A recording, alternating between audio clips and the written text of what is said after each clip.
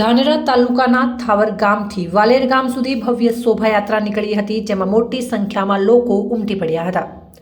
ધાનેરા તાલુકાના વાલેર ગામ શ્રી સુંદરપુરીજી મહારાજની જીવંત સમાધિ આવેલી છે અને તેનો મહિમા અનેરો હોવાથી હજારો લોકો દર્શનાર્થે આવતા હોય છે અને લોકોની શ્રદ્ધા વધતા મંદિરના મહંત સુખદેવપુરીજી મહારાજ શ્રી સુંદરપુરીજી મહારાજની જીવંત સમાધિ ઉપર નવીન મંદિરની પ્રાણ પ્રતિષ્ઠા કરવામાં આવી રહી છે. આ પ્રાણ પ્રતિષ્ઠાની સાથે સાથે 21 કુંડીએ રુદ્રયજ્ઞનું પણ આયોજન કરવામાં આવેલ છે.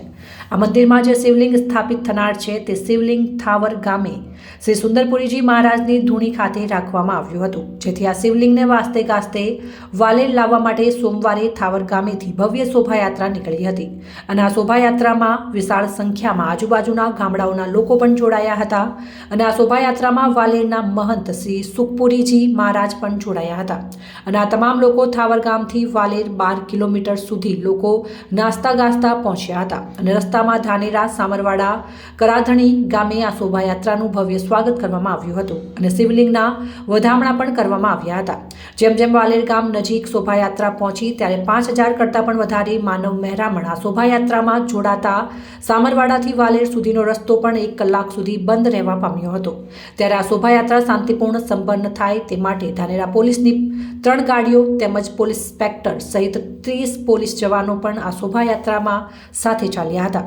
આ બાબતે વાલેરના મહંત સુખપુરીજી મહારાજે જણાવ્યું કે ધાનેરા નહીં પરંતુ બનાસકાંઠાના ઇતિહાસમાં આટલી મોટી અને 12 કિલોમીટર લાંબી શોભાયાત્રા યોજાઈ હોય તેવો પ્રથમ કિસ્સો છે. આ શોભાયાત્રાનું આયોજન થાવર ગામના તમામ ચૌધરી પરિવાર દ્વારા કરવામાં આવ્યું હતું.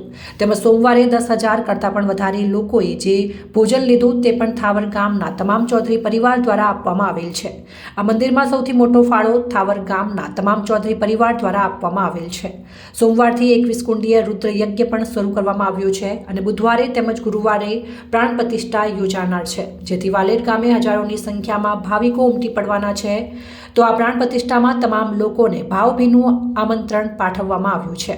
આવનાર તમામ લોકોને ભોજન માટે વિશાળ તંબુઓમાં ભોજનની વ્યવસ્થા કરવામાં આવેલી છે અને પીવાના પાણી માટે પણ ઠેર ઠેર ખેડૂતો દ્વારા અલાયદી વ્યવસ્થા ઊભી કરવામાં આવી છે.